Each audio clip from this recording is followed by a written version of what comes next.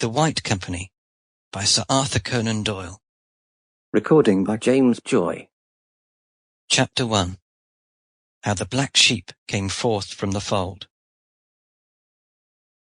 The great bell of Beaulieu was ringing. Far away through the forest might be heard its musical clangor and swell. Peat cutters on Blackdown and fishers upon the Exe heard the distant throbbing, rising and falling upon the sultry summer air. It was a common sound in those parts, as common as the chatter of the jays and the booming of the bittern.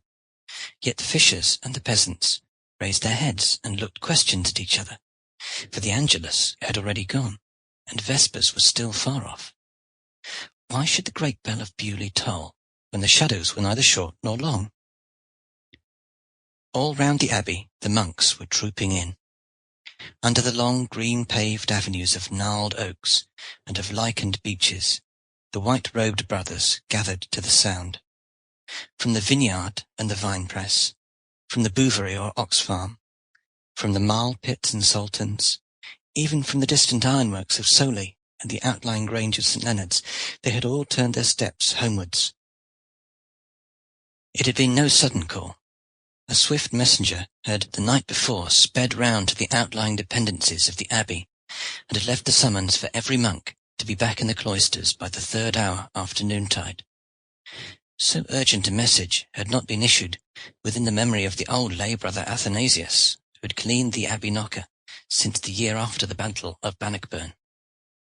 A stranger who knew nothing either of the abbey or of its immense resources might have gathered from the appearance of the brothers some conception of the varied duties which they were called upon to perform, and of the busy, wide-spread life which centred in the old monastery. As they swept gravely in, by twos and by threes, with bended heads and muttering lips, there were few who did not bear upon them some signs of their daily toil. Here were two with wrists and sleeves all spotted with the ruddy grape juice. There again was a bearded brother, with a broad-headed axe and a bundle of faggots upon his shoulders, while beside him walked another, with the shears under his arm and the white wool still clinging to his whiter gown. A long straggling troop bore spades and mattocks, while the two rearmost of all staggered along under a huge basket of fresh-caught carp.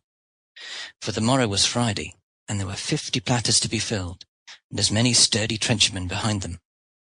Of all the throng there was scarce one who was not labour-stained and weary, for Abbot Berghersh was a hard man to himself and to others. Meanwhile... Sample complete. Ready to continue?